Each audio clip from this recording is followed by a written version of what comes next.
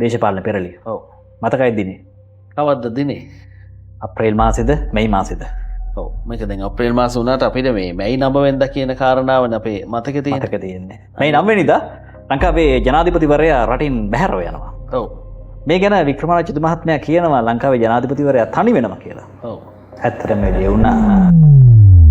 2022 අවුරුද්ද කියන ජනාධිපතිතුමා විනාශයේ ආරම්භය වෙන විනාශ වෙලා කියලා වෙලා කට්ටිය කියන්න පුළුවන්. නමුත් විනාශයේ ආරම්භය පටන් ගන්න තමයි. ඒ කියන්නේ මෙහෙම කිව්වොත් අපේ භාෂාවෙන් කිව්වොත් ජනාධිපතිතුමා තට්ට තනිවම කාලය ගත කරන කාලයක්. අපේ භාෂාවෙන් කිව්වොත් කෙලවෙනම අවුරුද්ද. පොඩි අනාවැකියක් මං අහන්නද? ජනාධිපතිතුමාත් රට දාලා යයිද? ඇයි? ලංකාවේ සිටිසන් නේ. සිටිසන් රට දාලා යන්න පුළුවන්. ඇයි? අර ඔබතුමා කිව්වනේ. පළමුවත් රට, දෙවනුවත් රට, තුන්වනුවත් මේ රට. ජනාධිපතිතුමා රට දාලා යයිද මහත්මයා? ඇයි? ප්‍රශ්නයක් නෑ. ගුරුකම් තියෙන කල් එතුමා දාලා යන්නේ. නැවත වතාවක් අහන ජනාධිපතිතුමා රට දාලා යයිද? ප්‍රශ්නයක් නෑ. ගුරුකම් තියෙන කල් එතුමා දාලා යන්නේ. දාලා යන්නේ. ගුරුකම් තියෙන කල් නා. ඒක ඇතුලේ මම දෙයක් කිව්වා. පුළුවන් නම් හොයාගන්න. ඔව් තනිව තමයි රටේ බැහැරව යන්නේ. ඒ වගේම සුරාජ්ට මතකද දින කිහිපයක් පිළිබඳව වෙද මහත්මයා ප්‍රකාශනකුත් කරනවා. මට බයයි මේ දින කියලා. ඔව්. ඒ දිනවල ලේ වැගිරවීම, කැරලි කෝරහල් මේ වගේ දේවල් ඇති වෙනවා. ඒ විදියටම ඒ දේවල් සිදු වුණා. 2022 අවුරුද්ද හැමෝම කතා කරන ලෑස්තිලා ඉන්න කියලා ඉවල හැමෝම අනාවැකි වලදී කියන දෙයක් තමයි අප්‍රේල් මාසෙන් පස්සේ හොඳයි කියලා. හැමෝම කියන තරංගයක් යන්නේ නැති මං හිතන්නේ පලාපල කතන වලට. ගොඩක් අය කියන අප්‍රේල් මාසෙන් පස්සේ අපි කතා කරමු. ඊටමත් හොඳ කාලයක් එනවා. වික්‍රමාදිත්‍ය මහත්තයා කියනවා. තියෙන නරකම කාලේ උදා වෙන්නේ අප්‍රේල් මාසේ කාලෙන් පස්සේ. විශේෂයෙන්ම මැයි 9 වෙනිදාන් පස්සේ විශාල හානි සිද්ධ වෙන කාලයක්. ලංකාවේ එතෙක් මෙතෙක් සිද්ධ නොවුණු විදිහේ ඉතාමත්ම විනාශකාරීම කාලය ආරම්භ වෙනවා. අප්‍රේල් මාසෙන් පස්සේ මැයි මාසේ සිට ගත්තොත් එහෙම එතරම්ම සුබදායක නැහැ කියලා කියන්න වෙනවා. විශේෂයෙන්ම මැයි 9 වෙනිදාන් පස්සේ විශාල හානි සිද්ධ වෙන කාලයක්.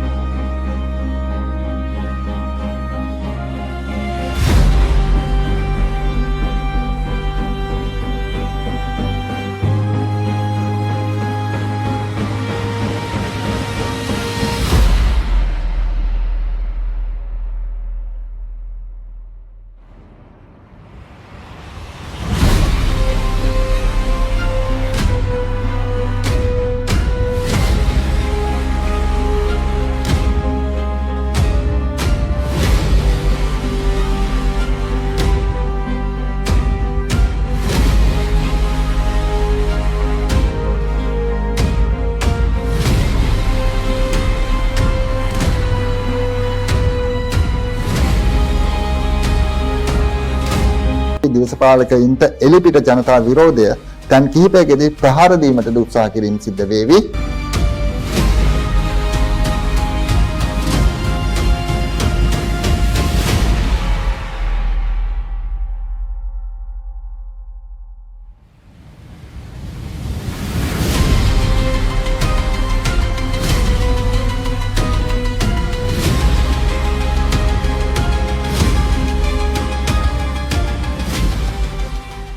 අනිත් කාරණාව තමයි තරංග දැන් මේ 9 වෙනිදා කිව්වහම මේ 9 වෙනිදා මේ නොවැම්බර් 9 වෙනිදා වෙනකම්ම තාමත් ජනතාව අතර කුතුහලාත්මක දිනයක් විදිහට පත් වෙලා තියෙනවා. හැබැයි ඒක පොඩක් අනිත් පැත්තට පෙරලා දෝ කියලාත් හිතෙනවා. මොකද දැන් ඒ සියලු දේවල් 9 වෙනිදා ටික වෙනස් වෙලා ඇවිල්ලා ආපු 9 වෙනිදාවක් තමයි එන්නේ. දැන් ඉස්සරහට එන්න තියෙන දෙසැම්බර් 9 වෙනිදා. ඉතින් ඒ වෙනකොට සම්පූර්ණයෙන්ම මේ කියන කාරණාවන් වෙනස් වෙන්නට පුළුවන්. හැබැයි මැයි 9 වෙනිදා කියන කාරණාවේදී අපි දුටුවා. අග්‍රාමාත්‍යරයා වෙනස් වුණා. අග්‍රාමාත්‍යරයා ඉවත් වුණා. නව අග්‍රාමාත්‍යරයෙක් පත් වුණා නොබෝ දිනකින්. ඒ අග්‍රාමාත්‍ය දුරේට විවිධ ආරාධනා තිබුණා. හැබැයි වික්‍රමාරච්චිද මහතා මේක කියනවා දැනගෙන මීට පෙර අගමැතිවරු දෙදෙනෙක් පත් වෙනවා කියලා. ඒ වගේම මේ සුරාජ් අපිට මතකයිද වර්තමාන ජනාධිපතිවරයා ගැනත් හරි අපූර්ව කතාවක් කියනවා. මටත් වඩා ඔබත් එක්ක තමයි කතාව කිව්වේ. ඔව් ඒ ජනාධිපතිවරයා බලයට පත් වෙන්නට පෙර එතකොට මං හිතන්නේ වත්මන් ජනාධිපතිවරයා අග්‍රාමාත්‍ය දුරේ කටයුතු කරනවා.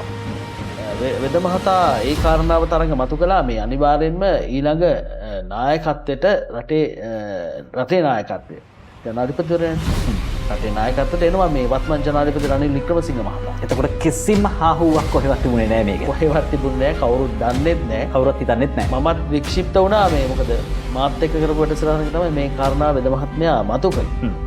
බලන්නකෝ ඉස්සරහට කී දෙනෙක් රනිල් වික්‍රමසිංහට සහාය දක්වනවද කියලා. ඒ ඔබ කියන්නේ 113ත් එහාගේ බහුතර ආසන සංඛ්‍යාවක් රනිල් වික්‍රමසිංහ මහත්මයා පාර්ලිමේන්තුවේ වෙන්න මහත්මයාට සමගි ජනබලවේගයෙන් ඔය පොහොත්තුවෙන් ඊට පස්සේ 40 කණ්ඩායමෙන් කී දෙනෙක් සහාය දක්වනවද කියලා බලන්න. අනිත් කාරණය තමයි මම මේ ලංකාවේ හැමෝටම මතක් කරගන්න ඕනේ. දැන් ගෝට ගෝ හෝම් කියලා නිකන් හරු ගෝඨාභය රාජපක්ෂ ගියොත් අගමැති රනිල් වික්‍රමසිංහ ජනාධිපති වෙනවා. මේ මාසේ 9 වෙනිදා වන විට මේ රටේ අග්‍රාමාත්‍යවරයා බවට පත් වෙලා හිටියේ හිටපු ජනාධිපතිවරයෙකු වෙච්ච මහින්ද රාජපක්ෂ මහත්තයා. මහින්ද රාජපක්ෂ මහත්තයා කියන්නේ මේ රටේ දේශපාලන මේ වශයෙන් ගත්තොත් පරණත දේශපාලඥයෙක්. හැබැයි ඉතින් මහින්ද රාජපක්ෂ මහතා යුද්ධේ හමාර කරලා පසුව එතුමටත් 2015 වසරේ ගෙදර යන්න සිද්ධ වෙනවා. කෙසේ නමුත් යලිත් වරක් එතුමා බලයට පැමිණිලා මේ වගේ ඉරණමකට අත්වෙන්නට නැත්නම් මේ වගේ ඉරණමකට මුහුණ දෙන්නට සිදුවේවි කියලා අපි කවුරුත් විශ්වාස කළේ නැහැ. හැබැයි මේක තක්කෙටම කිව්වා හෝමාගම දේශපාලන වික්‍රමාරච්චි වෙද මහතා.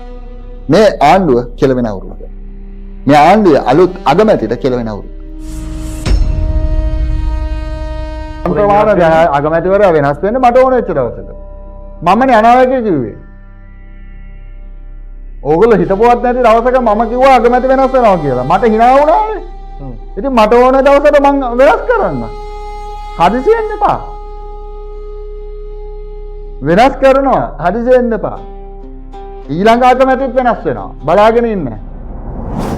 අරගලත් එක්ක මේ රැලි නිර්මාණය වෙලා තියෙන මොහොතක රටේ ජනතාවගේ මේ අරගල මැද්දේ මේ මාස 9 වෙනිදා වෙන විට රටේ අග්‍රාමාත්‍යවරයා ලෙස කටයුතු කරපු ඔහුගේම මල්ලි රටේ විධායක ජනාධිපතිවරයා ලෙස කටයුතු කරද්දී නොසිතූ නොපෙතූ මොහොතක දේශපාලන වික්‍රමාරච්චි මහතා කියපු ඒ අනාවැකියට අනුව මේ මාස 9 වෙනිදා මේ රටේ බල පෙරලියකට මුල් පුරමින් මහින්ද රාජපක්ෂ මහතාට නැවතත් අග්‍රාමාත්‍ය ධුරයෙන් යන්නට සිදු වෙනවා. දේශපාලන පෙරලිය සිද්ධ වෙන අවුරුද්ද. ඔද ඔබතුමාකව ආණ්ඩුව පෙරලෙන අවුරුද්ද. ඔව්. ඇයි විපක්ෂයේ ඉන්න කට්ටිය ආණ්ඩුවට ගිලනේ වලට පන්නේ නැහැ තමයි. ආණ්ඩුව පෙරලෙන අවුරුද්ද. ආණ්ඩුවට විරුද්ධව ජනතා රැල්ල ඇති වෙන කාලයක්. දේශපාලකයන් කිහිප දෙනෙකු සිය තනතුරු අහිමි වීම සිද්ධ වේවි. තානායකතුමනි, ඒ නිසා මේ අද ඇති වෙලා තියෙන අර්බුදයෙන් වගකීමෙන් තමුන්වහන්සේට ගැලවෙන්න බෑ. මාර්තු 2 වෙනිදා මේ ගැන අපි රටට කිව්වා. ඇතුලේ කතා කරාට ඇහුවේ නෑ. මේ ගැන අපි රටට කිව්වා. 3 වෙනිදා මාවයි ගම්හම්පිල ඇමතුමාව අයින් කරා. බොහොම ස්තුතියි. තමුන්වහන්සේලා කිව්වා මෙහෙම බෑ. මංගලව ජනාධිපතිතුමා ඉදා මංගලව අයින් කරා වගේ මේ දෙන්නව අයින් කරන්න ඕන. මාර්තු 3 අපි අයින් කරා.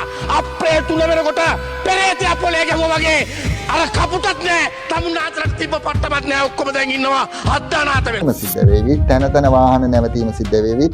තැන තැන වාහන නවතිනවා. මේක පෙට්‍රල් සම්බන්ධ ප්‍රශ්නයක්. බලාගෙන ඉන්න.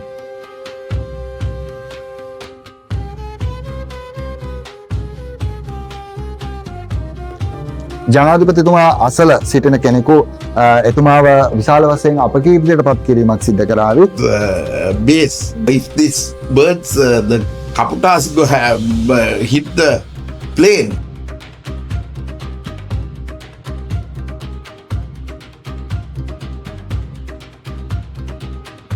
රටට ලෝකයට පැමිණෙන සෑම අතුරු අන්තරාවකදීම කිසිදු ලාභ සත්කාරයක් ප්‍රතිලාභයක් කිසිසේත් බලාපොරොත්තු නොවී අපක්ෂපාතීව මිනිසුන් වෙනුවෙන් නැගී සිටින උතුම් මිනිසෙකු වේ නම් ඒ හෝමාගම වික්‍රමාරච්චි වෙද මහතාය.